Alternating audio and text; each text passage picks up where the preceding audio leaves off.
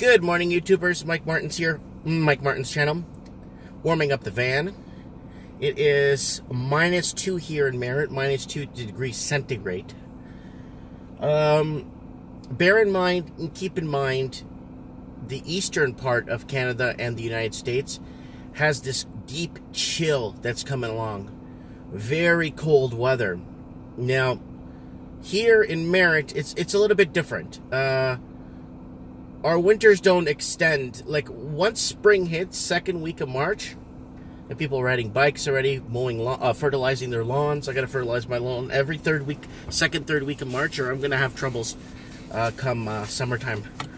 But yeah, no, it's very different. We do have 4 seasons here, and that's what I enjoy about living in. In Vancouver, it's 8 degrees Celsius, but 7 degrees above zero.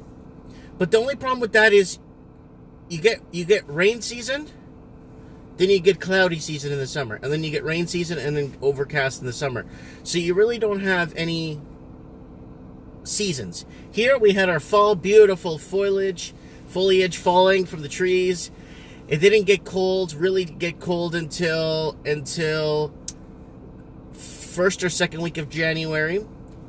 And February is our coldest month, and then before you know it, the Earth's axis tilts a bit, and we're closer to the sun again, and it's warm weather again in the spring.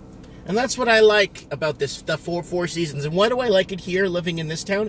Is because the mountain water that water that goes into our water supplies and stuff, when it melts off in the spring, we got an overabundance of fresh water. That's why we get flooding here in the little downtown area. The water rises quite a bit. But yeah, I'm really excited about a lot of things, actually, about the 4 seasons. The 4 seasons excite me because my kids love it. They come, they go toboggan and stuff, and then in the springtime, we take walks, bike rides. Summer, we kind of hold back a bit in the summer because it gets really hot because we're in a desert belt. Now, why am I bringing this video up? Because there's a strong possibility that there's going to be a lot of problems on the power grid in the East Coast. Right now in the East Coast, even parts of Mexico are feeling this frigid cold, -20, -30 Celsius temperatures. Ludicrous temperatures. I mean, your gas lines in your vehicle will freeze if you don't put, right now in the winter, in Rosie's car and my car, I always run Supreme gas, so the gas lines don't freeze. This way you don't have to worry about injecting it with bottles of Gasline antifreeze, and that gums up and damages your fuel injectors. So to be very frank with you guys, I'm concerned about the power grid. I have family that lives out east, and this frigid cold is going to get a lot worse, apparently. Next week, it's going to get a lot worse. Here in Merritt, we're going to get a bit of cold. On the weekend, it's going to reach -11. Mind you, we're in the coldest month of this Sunday we're going to be in February. So February is the coldest month of the year in Canada. By far, the coldest. March, for not all of Canada, but parts of Canada like Vancouver, up into the middle of BC, you actually start really getting spring. Weather patterns are different, from where I lived in all the different places I lived. When I lived in Florida, it was always mild. Not mild, sorry. It was always humid. Humid. You could feel the humidity in the air. You could feel it all around you. It's so strong. But I'm worried about the power grid. I'm worried about, can the power grid take the amount of pressure of people heating their homes? That's the thing. Do people have the necessities, the candles, the emergency backup supplies? Do they order that stuff from AMTV to keep them alive?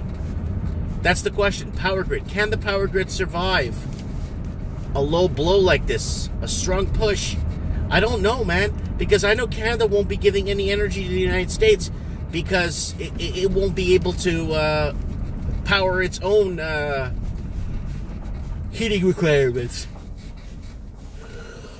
And the power grid is I don't know too much about Canada, but I know in the United States, it's very frail. The power grid in the United States is very frail, and it can take anywhere from 6 years to 5 years if there's an EMP, electronic pulse emission, or whatever the hell you call it. It's one of those things that take out our power grids.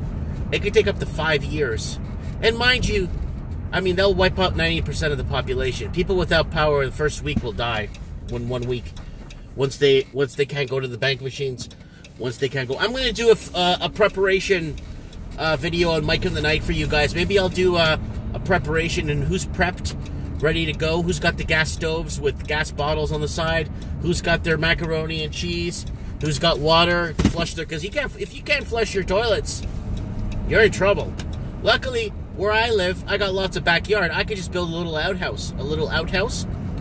Dig a hole if we're out of power. I mean, it won't be 100% sanitary, but we won't have the bacteria in the house, right? So keep in mind, people living in condos, what will happen? Oof, the problems. How do you flush those toilets? So, oh yeah, but the water doesn't get affected, Mike. Well, yeah, it runs off electric pumps. Yeah. I want to know from you guys, what's going on? What do you guys got prepared? Do you think the power grid is going to take a kick in the teeth this winter with everybody using so much energy to heat their houses? And now with this new carbon tax, I got the gas at the store and I'm running a couple of electric heaters. I'm going to pay a bit more for electricity, but you know what? It's not what I paid for gas. Whoa, no. Whoa, Nelly. No way. Not what I paid for gas. I paid for gas, a lot of money for gas. I was paying, I think last year I paid almost $1,200 to $1,500 in carbon tax.